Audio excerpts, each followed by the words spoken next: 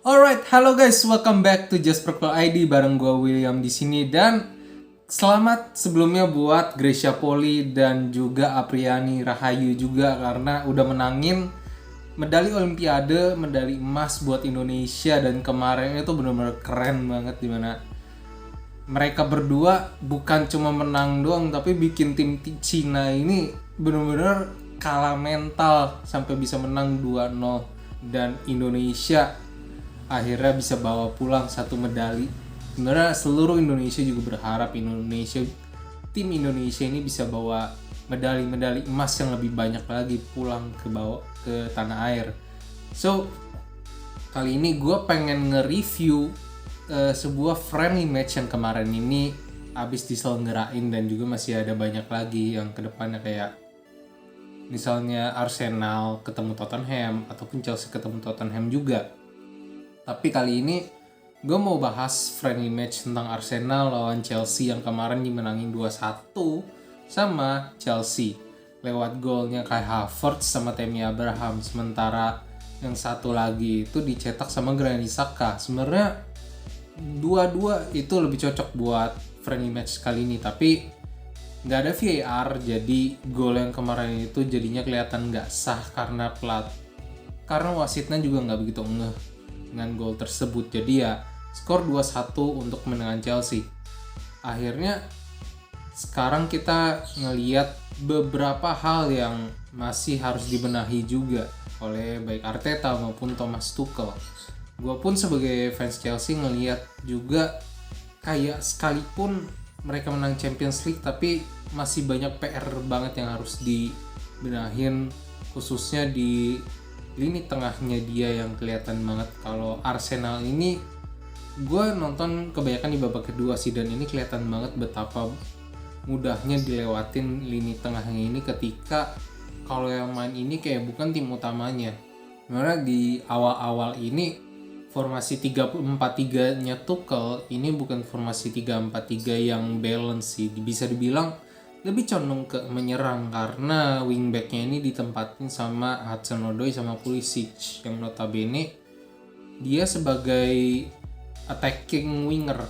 Dan kalau Hudson-Odoi itu emang bisa sih jadi wingback karena Thomas Tuchel sendiri juga udah mainin beberapa kali sebagai wingback, tapi emang cenderung lebih ofensif ketimbang defensif. Kelihatan banget kalau Arsenal ini lebih nguasain daripada Chelsea. Dan kelihatan juga emang dari formasinya dia.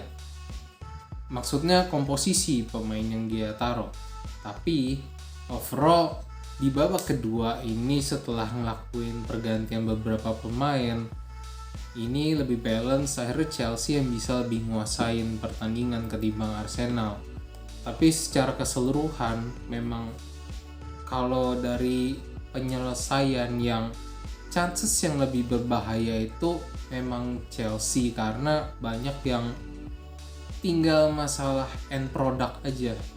Sementara Arsenal dia tiktokannya kuat, kombinasi 1-2 keren, bagus, terutama di babak kedua. Kalau di babak 1 gua nggak begitu ngeliat, tapi masalahnya adalah mereka di depan ini nggak punya striker yang benar-benar tajam.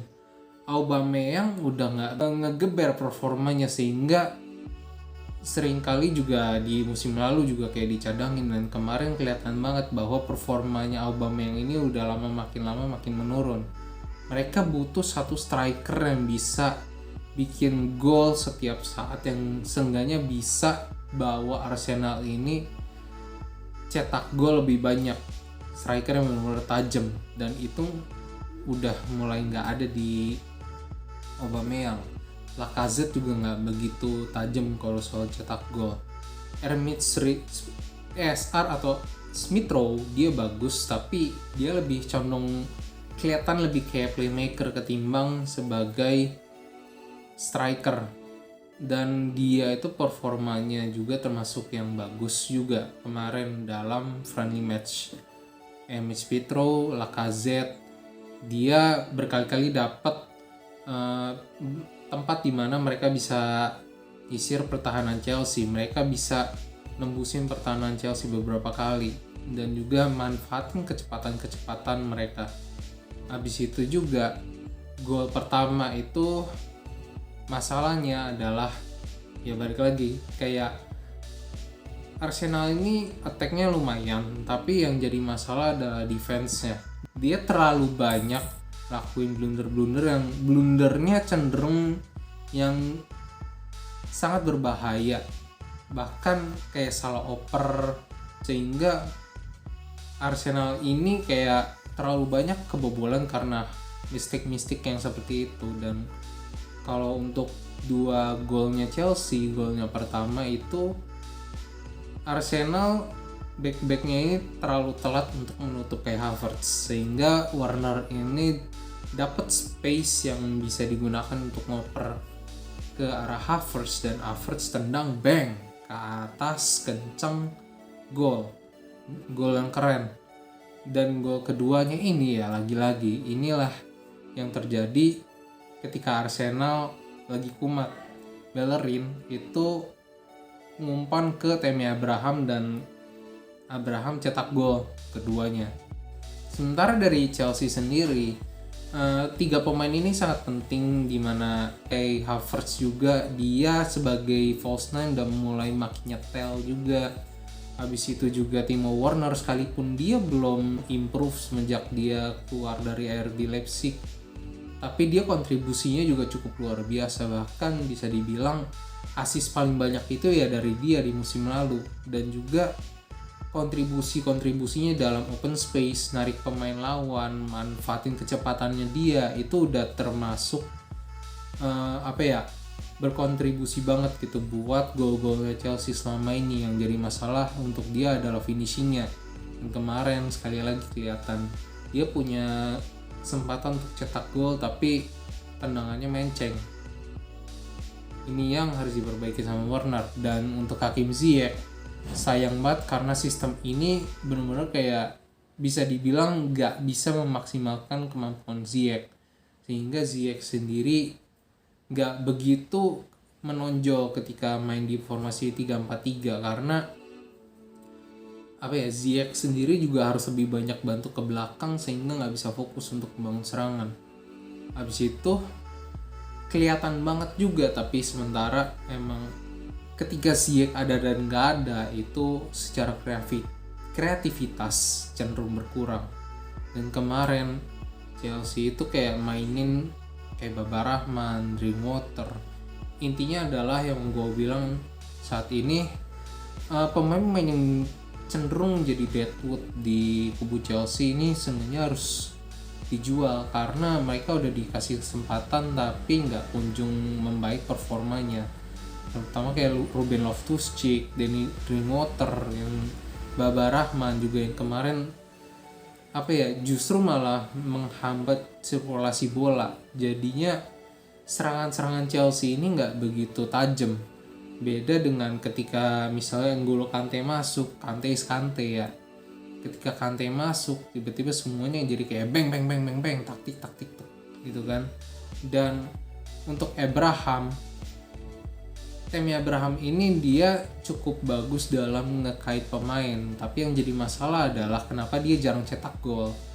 Gue ngelihat match kemarin dia tendangannya itu terlalu lemah sih untuk ngebabat kiper. Dan kemarin dia itu kelihatan kalau decision makingnya ini masih terlalu lama sehingga memutusin untuk oper ke teman ataupun cetak gol ini dia harus makan waktu lebih banyak sehingga kipernya juga udah bisa antisipasi lebih cepat. Kalau misalnya kayak momen kemarin itu, kalau misalnya Abraham bisa lebih cepat dalam mutusin, mungkin itu udah 3 gol. Dan sayang banget juga untuk Michy Batshuayi juga sebenarnya, karena Michy Batshuayi sebenarnya udah berusaha untuk minta bola juga sama Tammy Abraham tapi nggak dapat. Di satu sisi juga Michy Batshuayi positioning juga masih banyak yang harus diperbaiki juga, karena kemarin itu sebenarnya Michy Batshuayi masih bisa ngelakuin penetrasi yang lebih supaya dia dapat space untuk cetak gol, tapi nggak begitu banyak dimanfaatin sama dia. Moga-mogahan di friendly match berikutnya mereka bisa lebih berbenah lagi supaya performanya bisa lebih oke. Dan juga sejauh ini Chelsea belum ada gebrakan untuk beli pemain baru. Romelu Lukaku kemarin juga ditolak sama Inter Milan, Jules Kounde belum ada kelanjutannya, dan ya sejauh ini masih begitu-begitu aja. Dan kemarin pemain-pemain yang di development squadnya juga masih cenderung kurang lah, dan gak begitu memikat penampilannya. Mungkin yang masih agak mending bisa bilang Duhon Sterling, karena dia seenggaknya masih bisa nge-cover dari segi speed. So itu aja dari gua untuk review kali ini.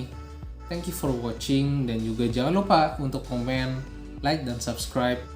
Juga untuk komen apa yang bisa gue perbaiki untuk video-video selanjutnya, karena apapun komen yang kalian berikan, apapun juga saran yang kalian berikan, itu juga berarti juga untuk gue untuk bisa berkembang ke depannya.